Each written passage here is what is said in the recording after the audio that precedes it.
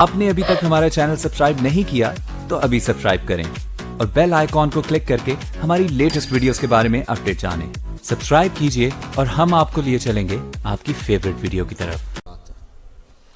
इस रात के झुरमट में अल्लाह की बेपनाह रहमतों का नज़ूल होता है। इतनी रहमतें उतरती हैं। इमाम क़वारी लिखते हैं कि रूए ज़मीन के तमाम मुसलमानों में उन रहमतों को तकसीम कर दिया जाता,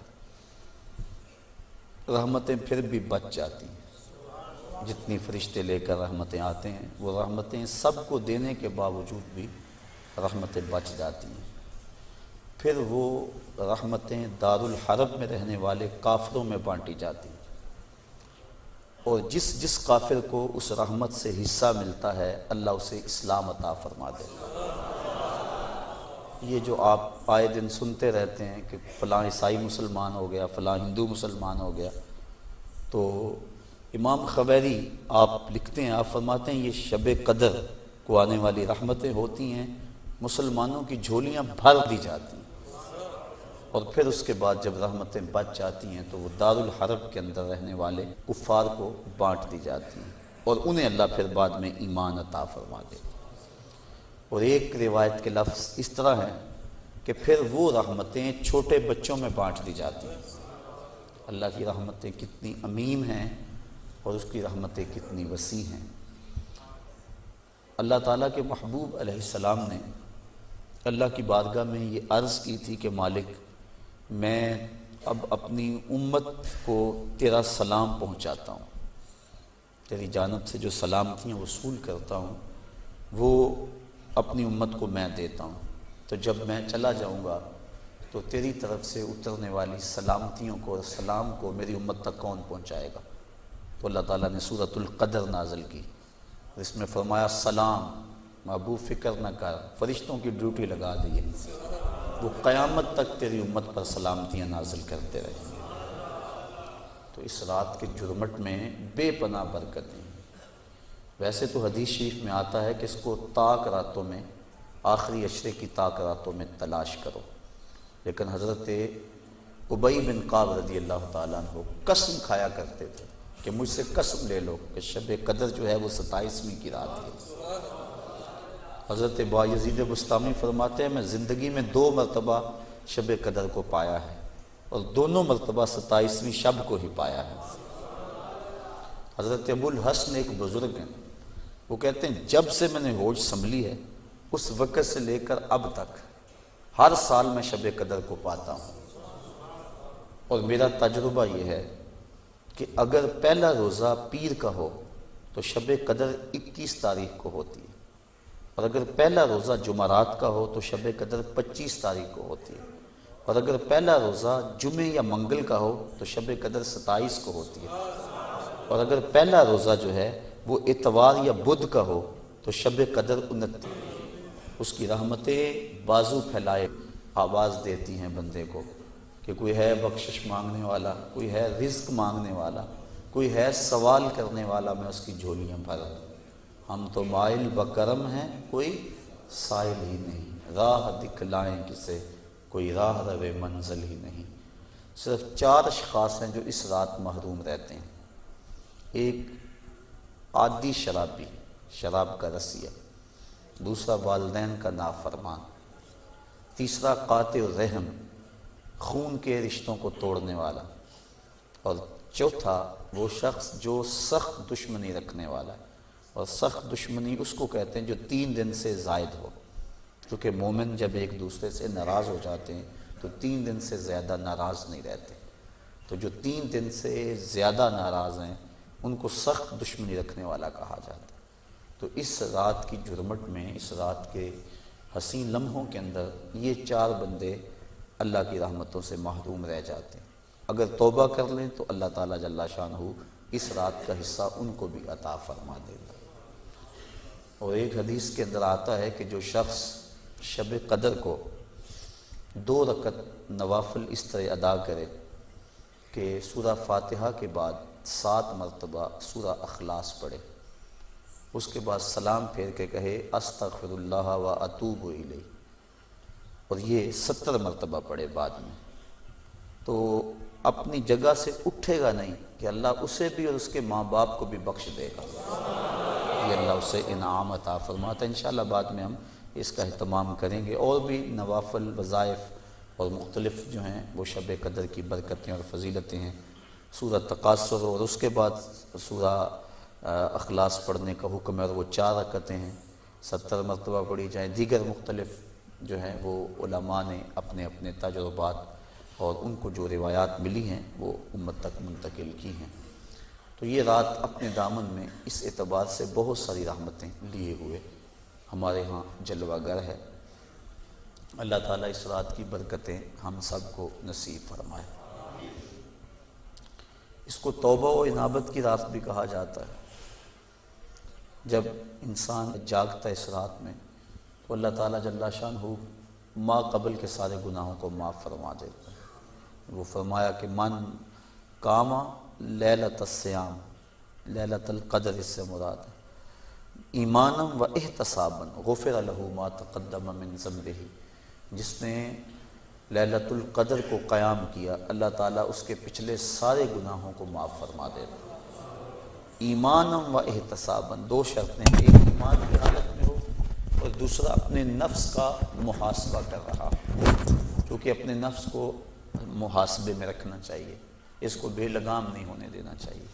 جو پڑھ رہے ہیں کہہ رہے ہیں اس پر مانن استحضار موجود ہو، اور ہم اگر توبہ کریں، رجوع لائیں اس کے حضور، تو وہ صرف زبان سے نہ ہو بلکہ ہمارے دل کی اتھاہ گہرائیوں سے۔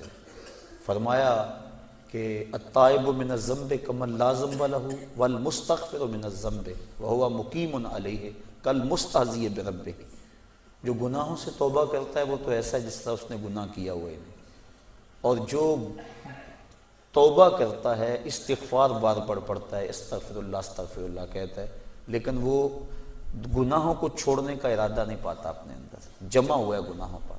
کہا کل مستہزئ بربہ، وہ اپنے رب سے مذاق کرنے والا ہے کہ جس پر استغفار کر رہا ہے اس کو تو چھوڑ ہی نہیں رہا، اس کا تو ارادہ ہی نہیں کر رہا کہ میں نے اس کو چھوڑنا ہے، تو وہ تمسخر کرنے والا کہلاتا ہے۔ تو جو ہم دعا مانگتے ہیں، جو ہم کہتے ہیں، مانن اس کا استحضار ہونا چاہیے، اور جو ہم اللہ سے وعدہ کرتے ہیں اس وعدہ کو پورا کرنے کی کوشش کرنی چاہیے۔ اللہ تعالیٰ کریم ہے۔ حضرت عائشہ صدیقہ رضی اللہ تعالیٰ عنہ فرماتی، میں نے حضور سے عرض کی، ترمذی اور ابن ماجہ کی روایت ہے کہ جب میں شب قدر کو پا لوں تو میں اللہ سے کیا مانگوں؟ تو حضور نے جو دعا تعلیم دی وہ یہ تھی کہ اللہ کی بارگاہ میں پھر عرض کرنا کہ اللہم انکا عفو کریم تحب العفو فاعف عنی، اے اللہ تو معاف کرنے والا ہے، کرم فرمانے والا ہے اور معافی کو پسند کرتا ہے، مجھ سے درگزر فرما لے۔ تو یعنی اس خاص لمحے کے اندر اگر اللہ سے کچھ مانگنا ہے، جب شب قدر کو پا لیں، وہ لمحے آ جائیں، جب جبریل مصافحہ کر رہے ہیں، جب بدن کے رونگٹے کھڑے ہو جائیں، رقت طاری ہو جائے، وہ کیفیت بن جائے کہ دل کہے، وجدان ادراک کرے کہ یہی لیلۃ القدر ہے، یہی وہ لمحے ہیں، اور یہ جو میرے اوپر کیفیت ہے یہ مصافحہ جبریل ہے۔ جب یہ کیفیت مل جائے تو اس وقت اہم وقت کیا مانگے؟ تو کہا اہم وقت یہ مانگے اے اللہ مجھے معاف کر دے۔ تو یہ اہم دعا ہے مومن کی، جس کو تعلیم دیا گیا شب قدر کے حوالے سے۔ آگے پیچھے بھی اللہ کی بارگاہ میں یہ دعا مانگنی چاہیے۔ اگر انسان کے توبہ سے گناہ مٹ جاتے ہیں استغفار پڑھنے سے، عفو و کرم کا مطالبہ کرنے سے، اور اگر گناہ نہ بھی ہوں تو اللہ تعالیٰ درجے بلند فرما دیتا ہے۔ حضور علیہ السلام نے ارشاد فرمایا، میں ہر روز اللہ سے 100 مرتبہ استغفار کرتا ہوں، 100 مرتبہ، جبکہ حضور کے دامن پہ تو گناہ کا ایک داغ بھی نہیں ہے، لیکن اس کے باوجود 100 مرتبہ حضور اللہ کی بارگاہ میں استغفار کرتے ہیں۔ اور ہم جو لتڑے پڑے ہیں گناہوں سے، صبح سے شام تک ہماری زندگی اسی دلدل میں پھنسی ہوئی ہے، تو پھر ہمیں تو بہت زیادہ استغفار کی ضرورت ہے۔ اللہ اکبر، عبرت اللہ نصیب فرما دے۔ وہ ایک بچہ تھا چھوٹا، جنگلوں میں رو رہا تھا، اور اس کی آنکھوں میں آنسو امٹ رہے تھے اور چیخ رہا تھا، رو رہا تھا۔ کوئی بزرگ تھا، وہ قریب سے گزرا، دیکھا بچے کو رو رہا ہے، کہا بیٹا کیا ہوا ہے؟ کہا اللہ سے بڑا ڈر لگتا ہے۔ چھوٹا سا بچہ 6-7 سال کی عمر ہے۔ اللہ اکبر، اللہ سے ڈر لگتا ہے۔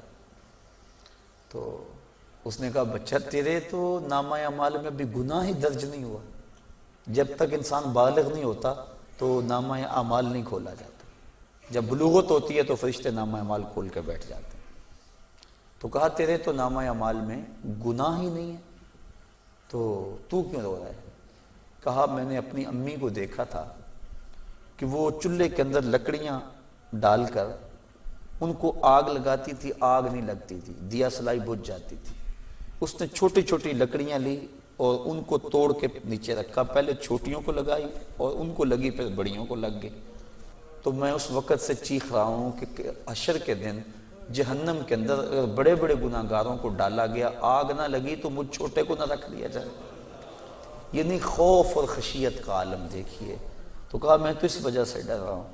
تو جن کے ذمے گناہ بھی نہیں ہیں وہ ڈر رہے ہیں، رو رہے ہیں، جس کے دامن کو اللہ نے عصمت کے پھولوں سے مزین کیا ہوا ہے، وہ تو روز 100 مرتبہ استغفار کریں اور اللہ سے توبہ کریں۔